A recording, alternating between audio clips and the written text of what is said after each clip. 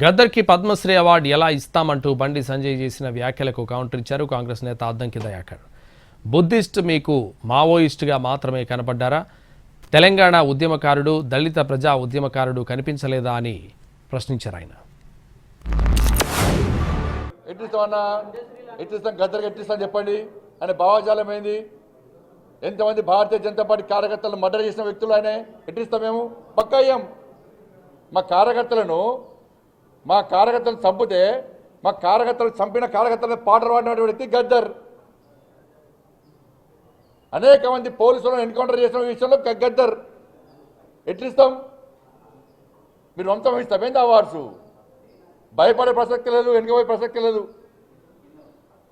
వందల మంది భారతీయ జనతా పార్టీ కార్యకర్తలు నమ్మిన సిద్ధాంతం కోసం భారత్ మాతా కీ జై అని చెప్పి ఆందోళన చేస్తుంటే నక్సల్స్ భావజాలను గద్దర్ మా కార్యకర్తను హత్య చేయించిండు.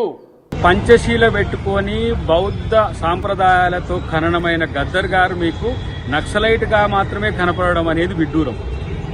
ఇలా దళిత ఉద్యమాలకు పట్టుకొమ్మ, ప్రజాస్వామిక ఉద్యమాలకు పట్టుకొమ్మ, సాహిత్య ఉద్యమాలకు ఆయన వెన్నెముకగా ఉన్నాడు. ఈ రాష్ట్రంలో తెలంగాణ ఉద్యమానికి నాయకత్వం వహించిన తను మీకు నక్సల్గా కనపడ్డాడు. ఇది ఇలాంటి యొక్క భావదారిద్ర్యంతో బీజేపీ ఉన్నది కాబట్టే ఇంకా ఈ దేశంలో ఇట్లా ఎలగబెడుతున్నారు. మీరు చేసే ప్రకటనల వల్ల తెలంగాణ సమాజానికి కాదు, భారత సమాజానికి కూడా వచ్చేది ఏం లేదు.